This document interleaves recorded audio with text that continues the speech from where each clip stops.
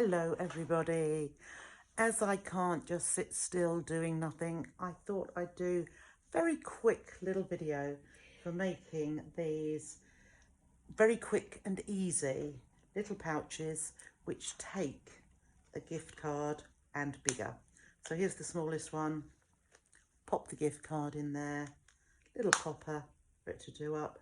Slightly bigger, as you can see, for a slightly bigger gift, and then slightly bigger too. So how do we start? We take our strip of fabric, which happens to be 16 inches long by 4.5 inches wide. I have put interfacing, I like to use G700, but you can use the Vilene H250. But I like this because it's more like a fabric which gives the outer fabric a little bit more body. So I then marked at 3 inches along one side and 6 inches. So 3 inches and then a further 3 inches. And then with the interfacing facing up, fold up at that 3-inch mark. So get your little lines on either side. Make sure that's nice and evenly matched along the straight edges. Flip it over and then fold it up again. And this time it will line up with the 6-inch mark. But that's down here. So really this is going to be your little pocket.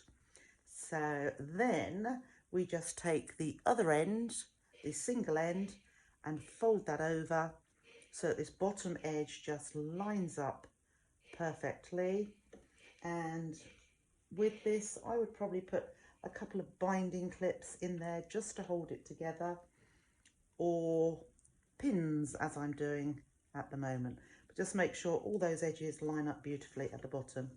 Now you can either leave it as a straight edge top, or what I particularly like to do is a slightly rounded top. So all I'm doing at the folded edge is folding that in half, lining up that raw edge there.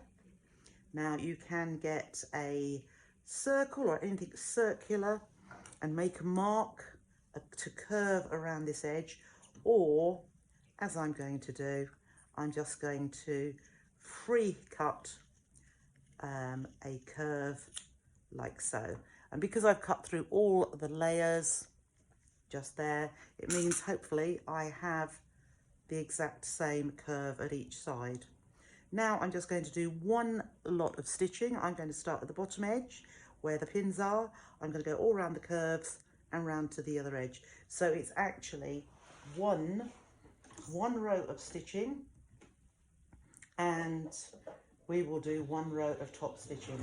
So when we start, just reverse, 1/4 inch seam allowance, and gently around the curve, making sure my foot is staying level with the edge of the fabric.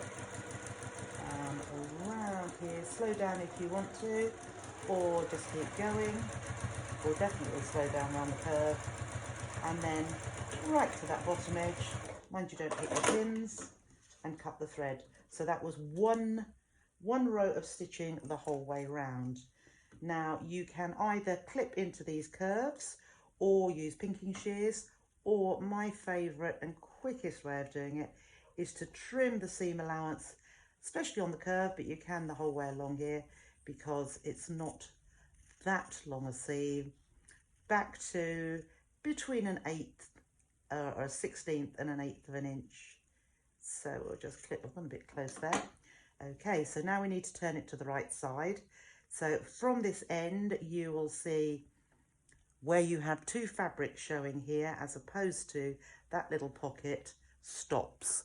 So you need to pop your fingers into where you can see the two fabrics, turn it to the right side, and then I just run my nail around that curved edge at the top.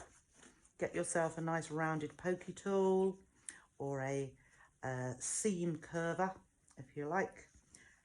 Pop that out and then press your fingers into the bottom just to make the fabric go into those bottom corners. Now, because we've still got raw edges here, we're just going to turn it to the right side. So thumbs in and pop that through so that that raw edge has gone right to the bottom inside here. So again, very naughty, I can't find my, oh no, I've got a paintbrush there. Let's get a paintbrush and just poke that into those corners there, just to make them, they will be a rounded corner, they won't be a very pointy corner, although that one's quite good. So you're just pushing the fabric in there and just pop the scissors in there, just using the side of my scissors just to poke that in. Now I would, oh, it's starting to rain. Now I would press that. So I haven't got the, just go up here, I haven't got the iron at my hand, but I'll just pop over to the ironing board, give it a good press and steam if you would like. So I have actually done that. So you see the absolute difference once we've given it a good press. There is our pocket. Those raw edges in the inside would still be there, so you could leave it like this, but I prefer to top stitch. So since when the flap is folded over, the top stitching is going to show here, I like to actually sew on this side. So starting not right in the corner, but just up from that corner edge, I'm just going to do a row of top stitching the whole way round. So we've got a standard stitch length, but I'm stitching very close to the edge. I'm using the inside edge of my foot to guide it and keeping that nice and straight, or as straight as we possibly can. And typically it's started to rain.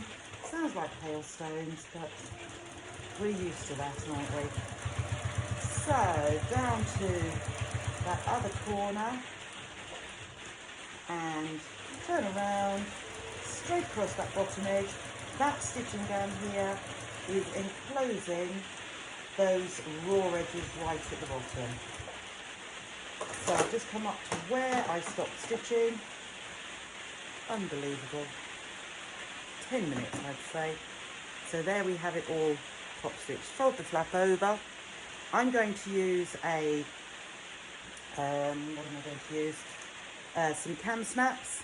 So I'm just going to measure my flap, which is 4 inches wide. So I know my popper needs to go at the 2 inches. So a little bit high. So I'm just going to bring that down to about there. I've got my pin in there, but for ease, I'm just taking my seam ripper, poking it into the same hole that I've got the pin, and then I'll take the pin out. And then I'm just going to give it a little snip, the tiniest, very carefully. You just want a tiny little nick there for our cam snap to go into. So this is on the outside of the flap. Pop your cam snap in there. Then we need an outie to go on the top. I'll put my fingers or my thumb over the top. I'm going to get my prim pliers and put the little cup on the side, still with my thumb on the top there. Lower the plier and give that a couple of pushes, and there is my snap in place. Pull the flap over so that it just comes to the top there. When you have the snap in place, I just keep the flap down, lift it a little so that I'm putting my seam ripper in the hole, or in where the other side of the cam snap is. So again, just through that top layer, not right through to the other side. Little nick, just so that the cam snap can come through.